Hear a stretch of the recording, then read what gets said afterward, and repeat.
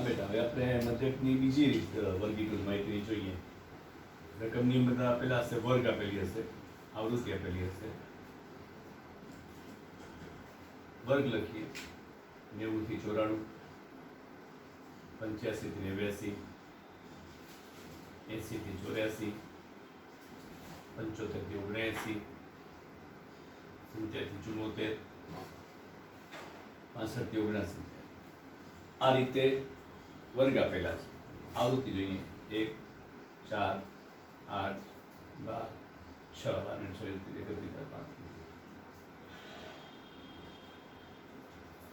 10 ને 20, 22, 30, 34. હવે આપણે મધ્યક શોધવાનો છે. તો આપણે ખબર છે કે મધ્ય કિંમત શોધીએ. પહેલા મધ્ય કિંમત કેપિટલ X શોધી. 90 થી 94 ભાગ્યા 2 એટલે આવશે 92. હવે આપણે જોઈ લઈએ વર્ગ લંબાઈ કેટલી છે. 90, 91, 92, 93, 94, તો 5 ની વર્ગ લંબાઈ છે. તો 5 5 બાદ કરતા જઈએ. 87, 82, 77, 72, 67. હવે વાત આવે છે વર્ગની સંખ્યા લખવાની. તો 1, 2, 3, 4, 5, 6.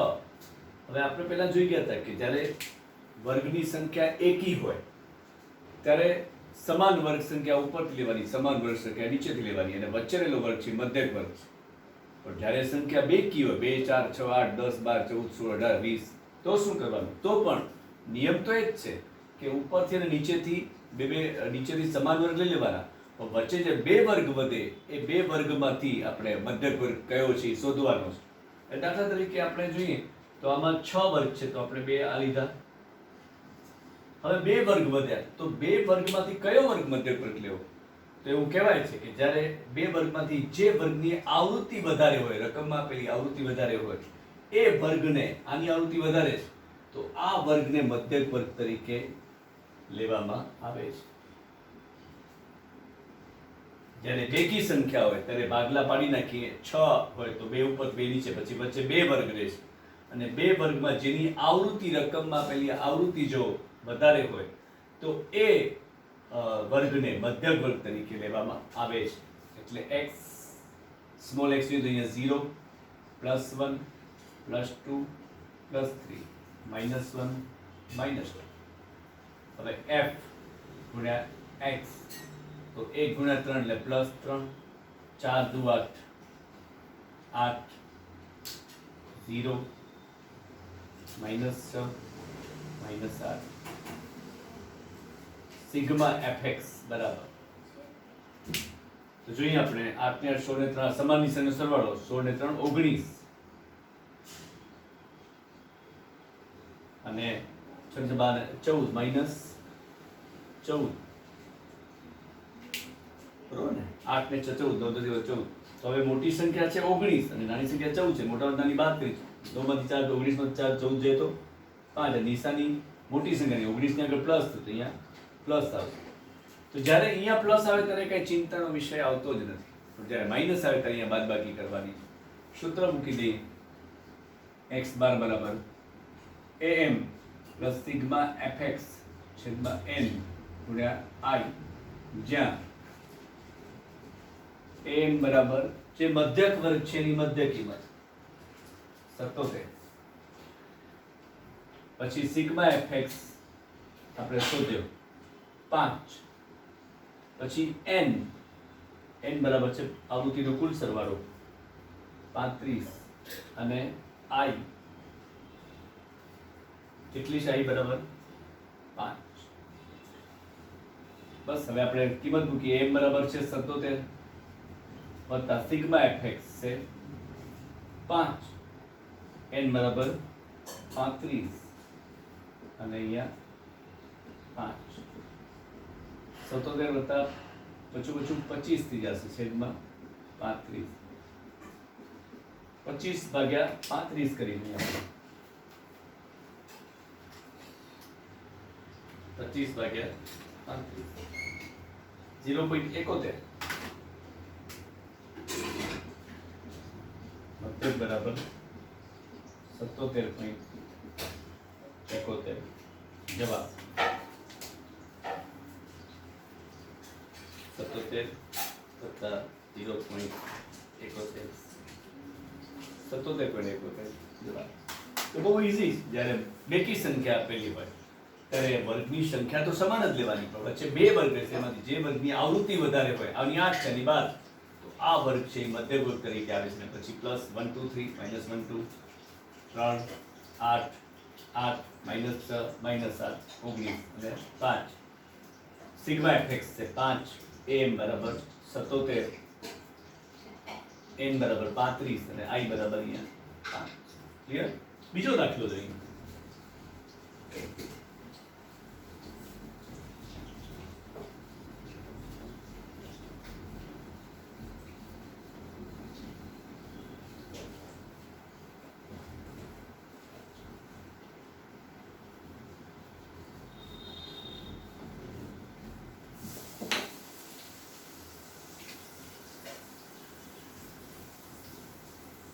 वर्ग आवृत्ति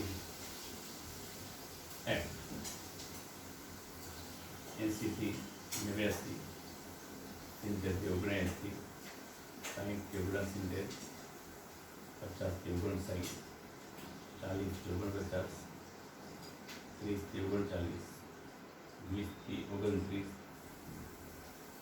10 થી 19 f મૂકીએ 1 3 4 8 8 7 6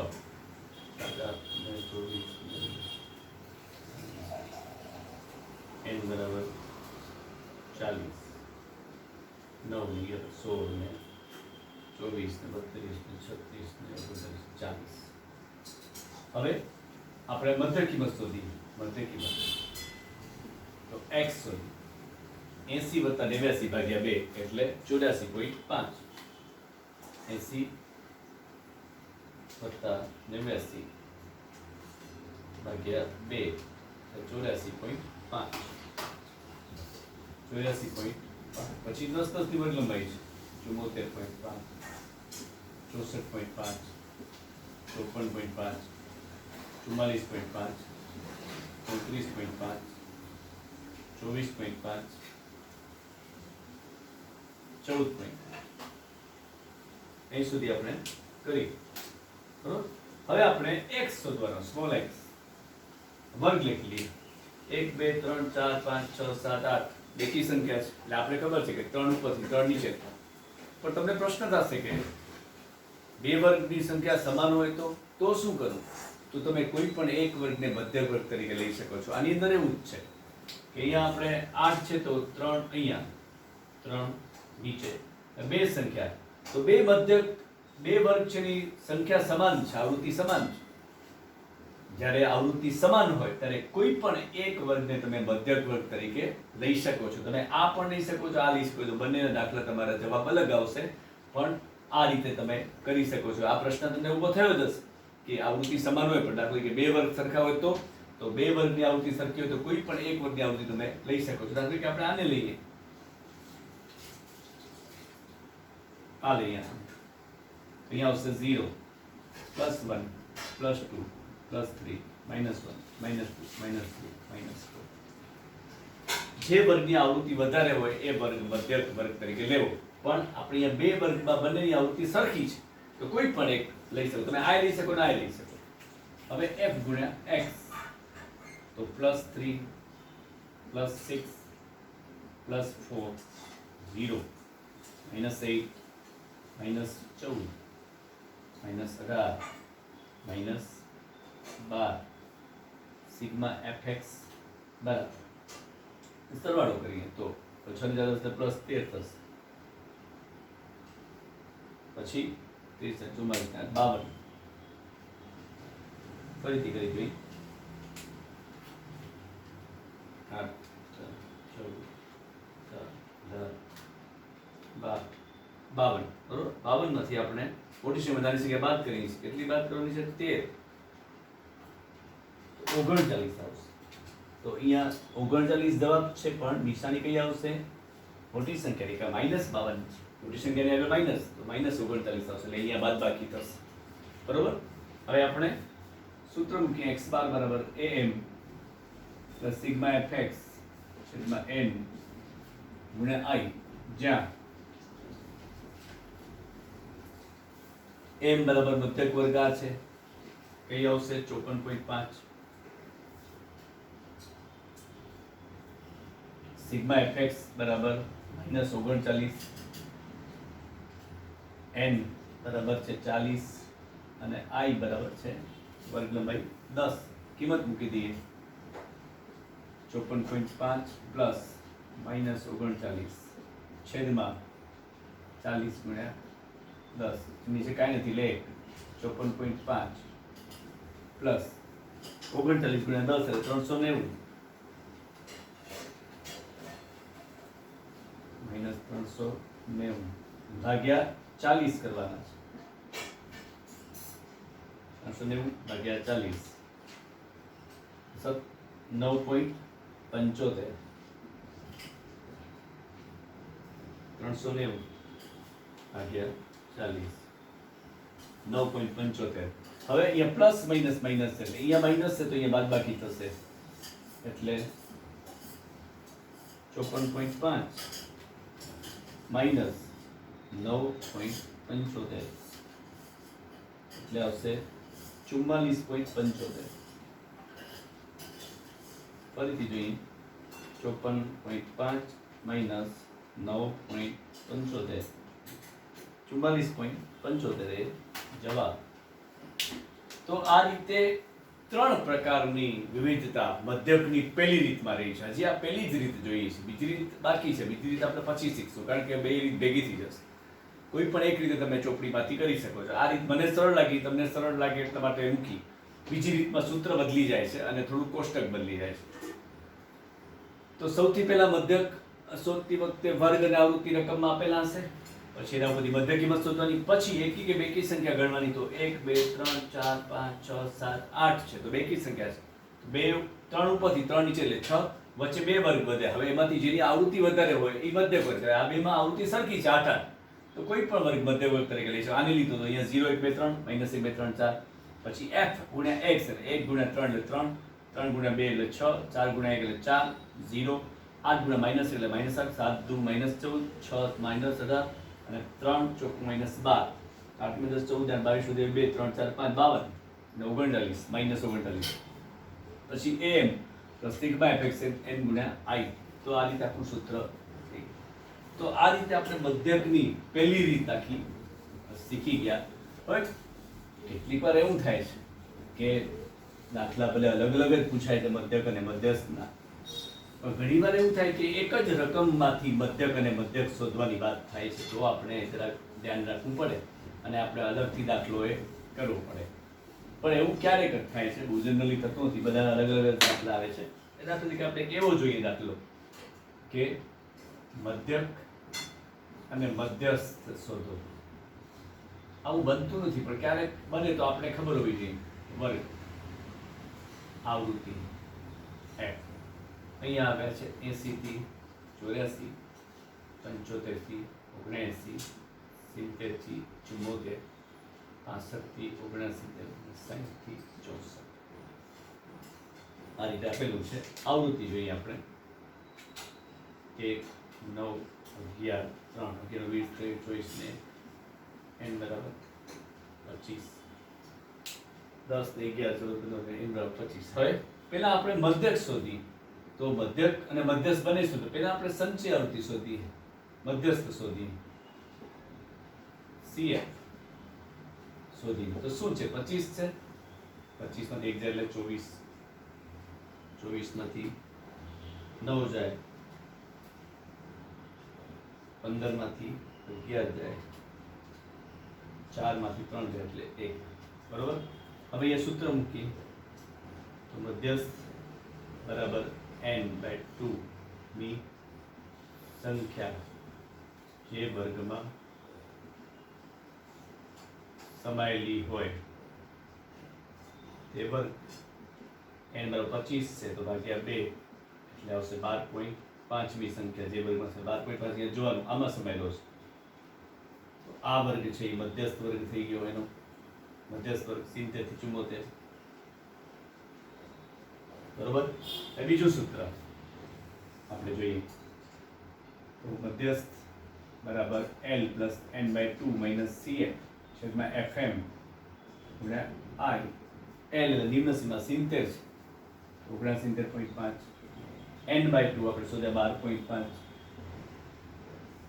માઇનસ CF નીચેના વર્ગની સંચય આવૃત્તિ 4 FM તો મુખ્ય આવૃત્તિ મધ્ય વર્ગની 11 અને 80 ની 84 એટલે 5 ની વર્ગ લંબાઈ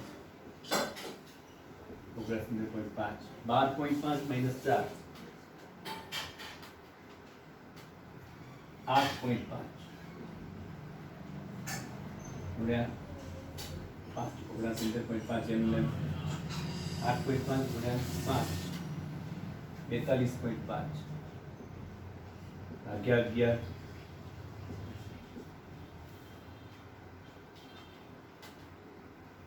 3.86 મધ્યસ્થ બરાબર 79.5 વત્તા 3.86 73.36 આ જવાબ આવ્યો. આપણે મધ્યસ્થ શોધ. હવે એની અંદર જ મધ્યક શોધવાનું કહે છે ઘણી વાર, જો કે એવું ઓછું બને છે. એ જ રકમમાં મધ્યક શોધવો હોય તો તમને જો ફાવે તો એમાં શોધો, નહીં તો અલગ રકમ કરવાની મધ્ય કિંમત. 80 ની 84 ની મધ્ય કિંમત છે 82 77 72 67 62 બરોબર. 60 પછી સ્મોલ x શોધવાનો. કેટલા વર્ગ છે? 1 2 3 4 5 તો 2 વર્ગ અહીંયાથી 2 વર્ગ અહીંયાથી આ જ વર્ગ મધ્યક વર્ગ તરીકે આવી જશે. 0 +1 +2 -1 -2 f ગુણ્યા x તો અહીંયા આવશે +2 +9 0 -3 -2 સિગ્મા fx બરાબર +11 અને -5 +6 સૂત્ર મૂકીએ x બાર બરાબર am સિગ્મા fx છેદમાં n ગુણ્યા I, જ્યાં am બરાબર કેટલા આવશે? am બરાબર 72 પછી સિગ્મા fx બરાબર 6 n બરાબર 25 I બરાબર 5 બરાબર 5 m આપણે જોઈએ 72 વત્તા 6 ભાગ્યા 25 ગુણ્યા 5 ભાગ્યા 1 72 વત્તા 30 ભાગ્યા 25 30 ભાગ્યા 25 કરીએ આવશે 1.2 x બાર બરાબર 73.2 આ એનો જવાબ. પણ જનરલી આવી રીતે પૂછાતું નથી. જનરલી શું થાય છે કે મધ્યક શોધો અને પછી બીજો દાખલો છે એ મધ્યસ્થ શોધો. એટલે મધ્યક અને મધ્યસ્થ અલગ જ શોધાય છે. પણ ક્યારેક જો મુકાય તો આપણે કાં અલગ અલગ ગણવું પડે, કાં એક જ રીતની અંદર ગણી શકીએ છીએ. તો મધ્યક અને મધ્યસ્થની આપણે વર્ગીકૃત માહિતી અને અવર્ગીકૃત માહિતી જોઈએ. અવર્ગીકૃત માહિતીની એક રીતે જોઈએ, બીજી રીતે આપણે હજી બાકી રાખીએ છીએ, કાંઈ મિક્સઅપ ન થાય. બરોબર.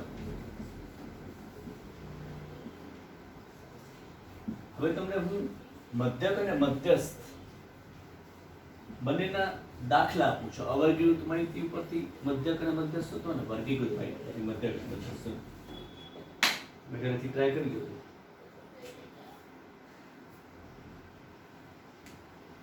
મધ્યક મધ્યસ્થ શોધો. x બરાબર 8 9 6 7 5 4 3 6 8. બીજો દાખલો 9 4 7 3 5. ત્રીજો દાખલો રહી વર્ગ અને આવૃત્તિ 80 થી 89 70 થી 79 60 થી 69 50 થી 59 40 થી 49 1 7 8 6 3. બીજો દાખલો બંને મધ્યક અને મધ્યસ્થ 4 દાખલા શોધવાના છે. એટલે બે આમાં શોધવાના, બે આમાં શોધવાના, બે આમાં શોધવાના, બે આમાં 8 દાખલા શોધવાના છે. વર્ગ આવૃત્તિ 40 થી 42, 37, 39, 34 થી 36, 31, 32, 33, 34, 35, 36, 37, 38, 39, 40, 42, બરોબર. આવૃત્તિ 1, 8, 9, 2. આ રીતે આપણે મધ્યક અને મધ્યસ્થના દાખલા આપણે મૂક્યા છે અને એ તમારે ઘરેથી ગણીને મને વોટ્સઅપ ઉપર મૂકી દેજો. 4 મધ્યક મધ્યસ્થ બંને ગણવાના છે, બરોબર. હવે એક દાખલો આવૃત્તિ વિતરણ પણ ભેગા ભેગું આપી દઉં છું, તમારો હોય પૂરું થઈ જાય. આવૃત્તિ વિતરણ 8, 9, 8, 9, 8, 9, 8, 9, 7, 6, 5, 5, 6, 7, 7, 6, 8, 7, 9, 6, 5, 4, 0, 7, 3, 8, 6, 5, 4, 2, 9, 10, 4, 9 પછી 4, 8, 10, 11, 8, 9, 15, 8, 7, 3 ને 3, 6 ને 8, 50, 40. કોઈ પણ એક વર્ગ 3 થી 5 નો પ્રાપ્ત થાય તે રીતે આવૃત્તિ વિતરણ શોધવાનું, બરોબર. તો આ રીતે આપણે બધા દાખલા તમારે ગણવાના છે અને વોટ્સઅપ મને કરી આપજો. પાછા આપણે નેક્સ્ટ લેક્ચરમાં મળવાના છીએ. ક્લિયર? Okay, thank you.